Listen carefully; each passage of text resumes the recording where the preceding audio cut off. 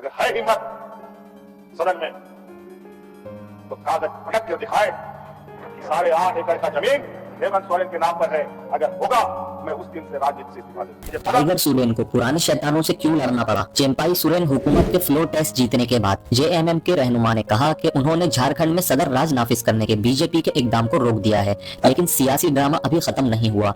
31 जनवरी की शाम को हेमंत सोरेन के झारखंड के वजीर आला के ओहदे से इस्तीफा देने के तकरीबन 40 घंटे तक रियासत में कोई हुकूमत नहीं थी। ये ड्रामा इन्फोर्समेंट डायरेक्टरेट ईडी के साबिक वजीर आला की रिहाइशगाह पर उतरने के साथ शुरू हुआ था ताकि उनसे जमीन स्कैम।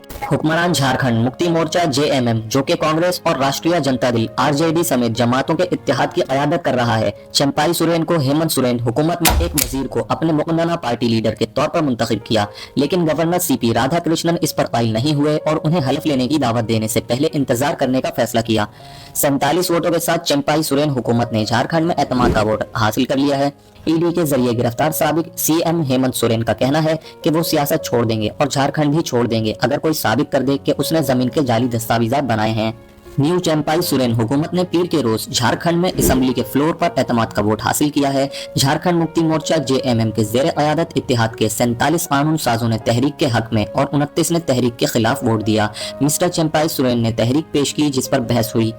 बहस के दौरान साबिक वजीर आला हेमंत सोरेन, जिन्हें इन्फोर्समेंट डायरेक्टरेट ईडी ने मुबैना जमीन घोटाला केस में गिरफ्तार किया था, राजभवन पर उनकी गिरफ्तारी का हिस्सा होने का इल्जाम लगाया। उन्होंने दावा किया कि वो सियासत छोड़ देंगे और झारखंड भी छोड़ देंगे अगर कोई साबित कर दे कि उसने जमीन के जाली कागजात बनाए हैं।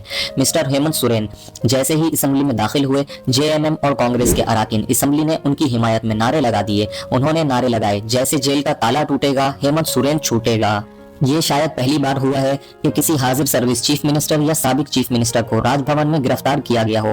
मिस्टर हेमंत सोरेन ने कहा, मुझे लगता है कि राजभवन भी मेरी गिरफ्तारी में मुलव्विस है। उन्होंने इल्जाम लगाया कि बीजेपी ने कबायलियों के साथ अछूत जैसा सलूक किया और दावा किया कि पार्टी चाहती है कि कबायली सिर्फ जंगलों में रहें।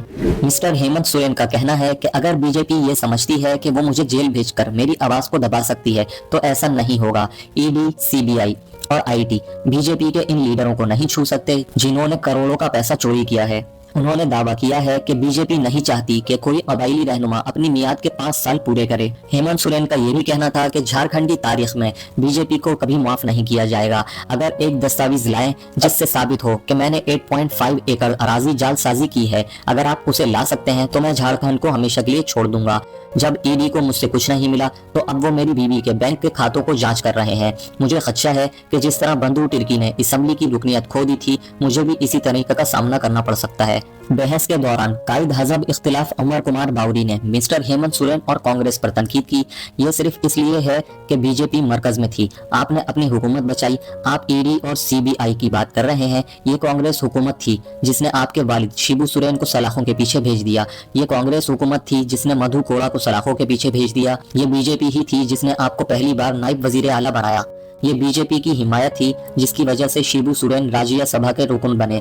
हर चीज के लिए बीजेपी पर इल्जाम लगाना बंद करें। ये बदकिस्मती की बात है कि कांग्रेस ने आपके वालिद को जेल भेज दिया और आप उनकी हिमायत से हुकूमत चला रहे हैं। इस वक्त झारखंड असेंबली की कुल तादाद 81 है। वोटिंग के दौरान जेएमएम के 27 एमएलए, कांग्रेस के 17 एमएलए और राष्ट्रीय जनता दल और communist party of India liberation के एक ने वोट दिया। तहरीक वाहिद नामजद एमएलए ग्लेन जोसेफ गेल्स्टोन, जो एंग्लो इंडियन कम्युनिटी की नुमाइंदगी करते हैं, उन्होंने भी तहरीक के हक में वोट दिया, जिससे कुल तादाद 47 हो गई है। बीजेपी के 25 MLA, all Jharkhand students union के 3 एमएलए और नेशनलिस्ट कांग्रेस पार्टी के अजीत पवार के 1 एमएलए ने तहरीक के खिलाफ वोट दिया। आजाद एमएलए सरयू रॉय ने वोट नहीं दिया। एक और आजाद एमएलए उमित यादव, बीजेपी के इंद्रजीत महतो और जेएमएम के रामदास सोरेन ऐवान में मौजूद नहीं थे। स्पीकर रविंद्रनाथ महतो ने चंपाई सोरेन हुकूमत के एतमाद का वोट जीतने का बाज़ाब्ता ऐलान किया है। असेंबली के अहाते से निकलने से पहले मिस्टर चंपाई सोरेन ने कहा कि काबीना में तौसीर जल्द होगी। इसी तरह की ताज़ा तरीन अपडेट्स से बाखबर रहने के लिए हमारे चैनल को लाइक करें, कमेंट करें, शेयर करें और सब्सक्राइब जरूर करें ताकि हर आने वाली वीडियो का नोटिफिकेशन आपको मिलता रहे। मिलते हैं किसी इंटरेस्टिंग वीडियो में। अपना बहुत ख्याल रखिएगा।